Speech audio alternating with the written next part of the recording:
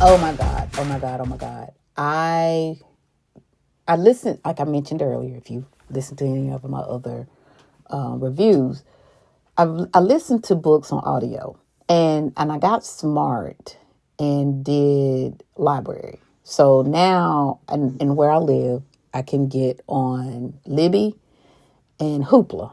And I was able to join 3 libraries. Y'all, I joined 3 thinking I was going to get this book. And I was still number 95 on the list. And I see why. James by Percival Everett. And I apologize if I mispronounce his name. But it is a bold, brilliant reimagining of Mark Twain's Adventures of Huckleberry Finn. But this time, the book is told from James, a.k.a. Jim's, perspective. With sharp wit, deep emotional insight, and a masterful storytelling, Everett recenters the narrative around Jim, which was renamed James, a man enslaved in antebellum America who is determined to reclaim his freedom and humanity.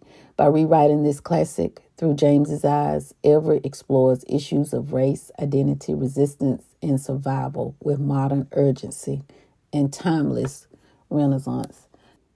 I see why I was number 95. I think I put this book on my request list back in December. And here it is, April. I finally got it. I had to put something else down so I could read it because I didn't want to have to wait much longer.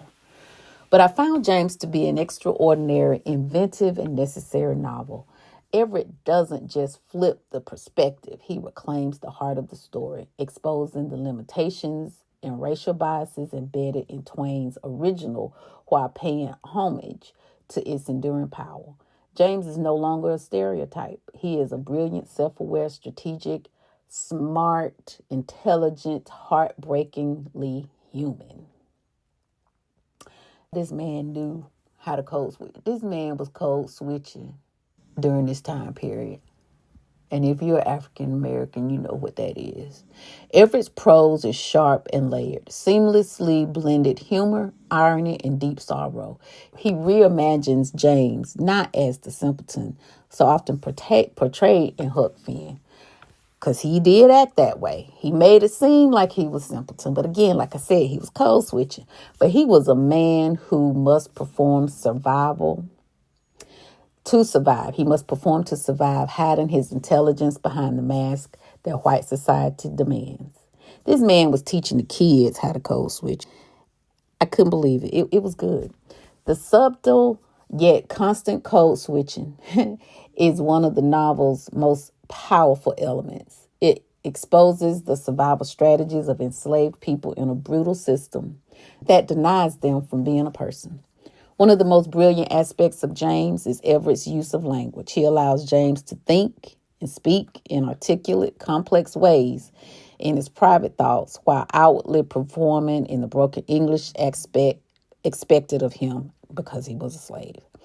This linguistic duality brings both humor and tragedy, eliminating the crushing burden of navigating an oppressive world.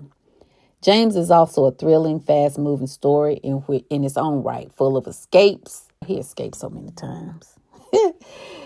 Dangers and unlikely alliances without ever feeling preachy. Everett thrusts readers to sit with discomfort, nuance, and complexity.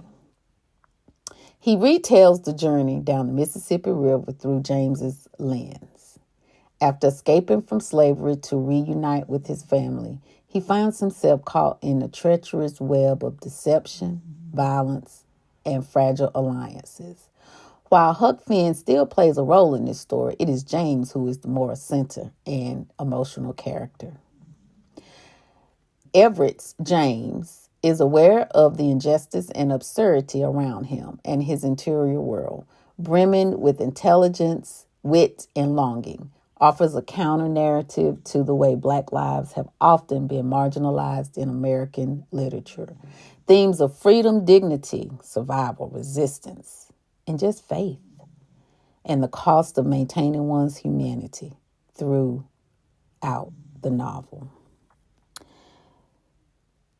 This man ran away, and then him and Huck decide to go travel the Mississippi River to freedom. And then they ran into two other people who said that they were king of France. I believe that's what the man said. How are you going to take a slave and sell him? He was sold. And then he ran away again. It's amazing. It was amazing. He continued to be sold and ran and sold, and it was just awesome. I see why I was number 95. I would definitely be purchasing this book. I probably would purchase the hard copy of this book because it was just that good. There's just some books I just want in my library just because, and this is one of them. I would highly recommend 5 out of 5. Yeah, it was good.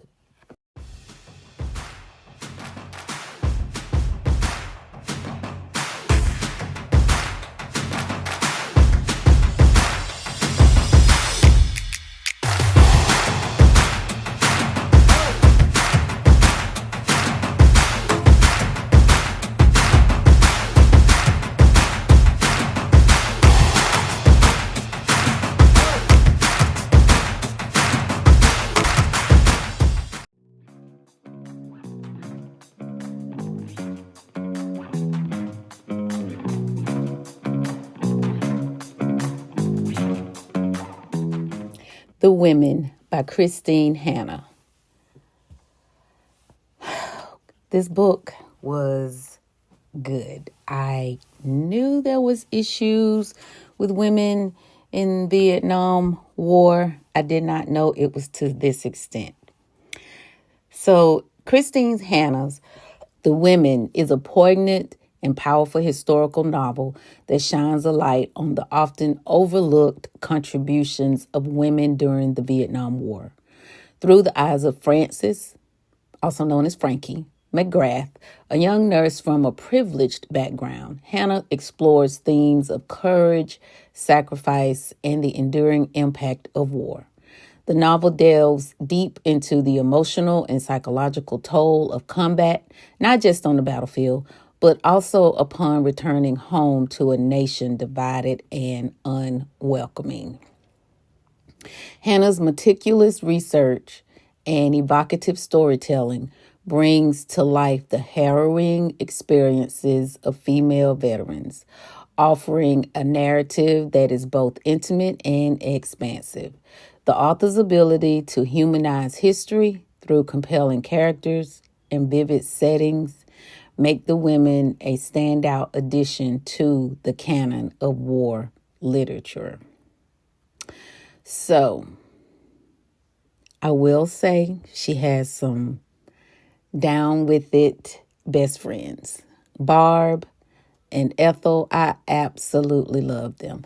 And I really like the way that Hannah brought out African American women were involved, because Barb was an African American nurse, Army nurse. So, and she held it down for Frankie. She really did help Frankie through a lot of stuff.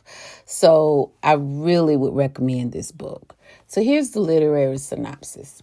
It's set in the 1960s, and The Women follows Frankie McGrath, a young woman from Coronado Island, California, who defies her family's expectations by enlisting in the Army Nurse Corps after her brother is killed in Vietnam. Now, mind you, in this time period, in this family, the son was the golden child. So he went into Vietnam War and was killed, and everyone was excited and happy that he went to the war. Well, when she went into the war, her father practically disowned her. In fact, in one part, the father had said that she moved away to go to college to keep from people in his circle knowing that she was in the Vietnam War. So she's thrust into the chaos of war. Frankie serves 2 tours in Vietnam where she confronts the brutal realities of combat and forms deep bonds with fellow nurses and soldiers. Like I said, Barb and Ethel had it in. They had it down for her. Now, I will say that she did get into a relationship. And I understand that you are away from your spouse and she knew she didn't know. They tried to tell her, Ethel and Barb tried to tell her, and warn her, not about a particular person, but, just warn her about me in general. And she did get caught up in a situation.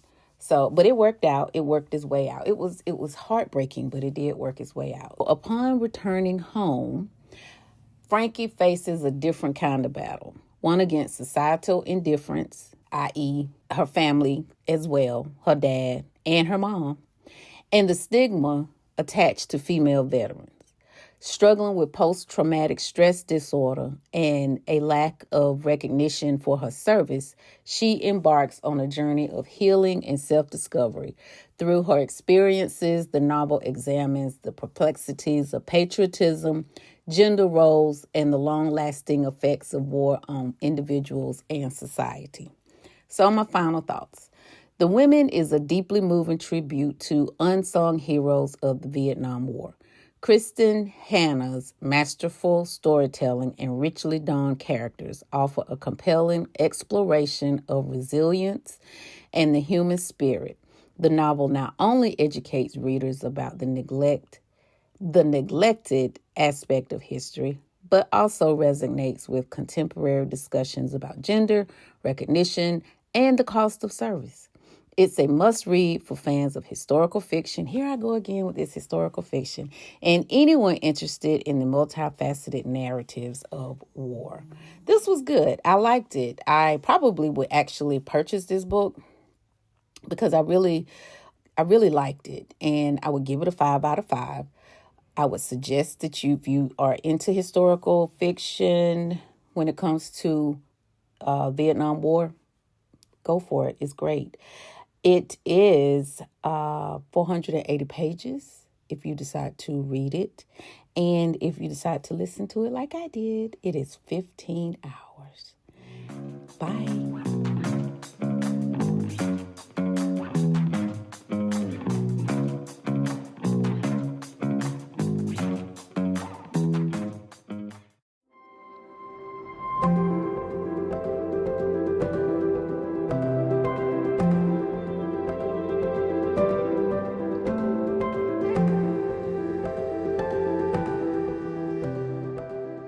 Oh my gosh. This book, it was good. It was good. It was good. Before there was a Viola Davis or an Octavia Spencer, there was a Hattie McDaniel, and she was a powerful woman. She was the first Black woman to win an Academy Award, and we're going to get into that. A trailblazer whose light was often dimmed by Hollywood's ceilings. The Queen of Sugar Hill brings her dazzling yet complicated life to center stage. Y'all, I live right outside of Atlanta, where a lot of this story has taken place, the Going with the Wind story. Believe it or not, I've never read the book. Haven't had a reason to want to read the book, honestly. But learning about Hattie McDaniel, I have a new respect for this lady. I never wanted to be an actress, but anyone who's doing it and is a Black woman, even Black man for that matter, my hat's off to you, because this is tough. And this was during this time period in the 40s and 50s. It was tough.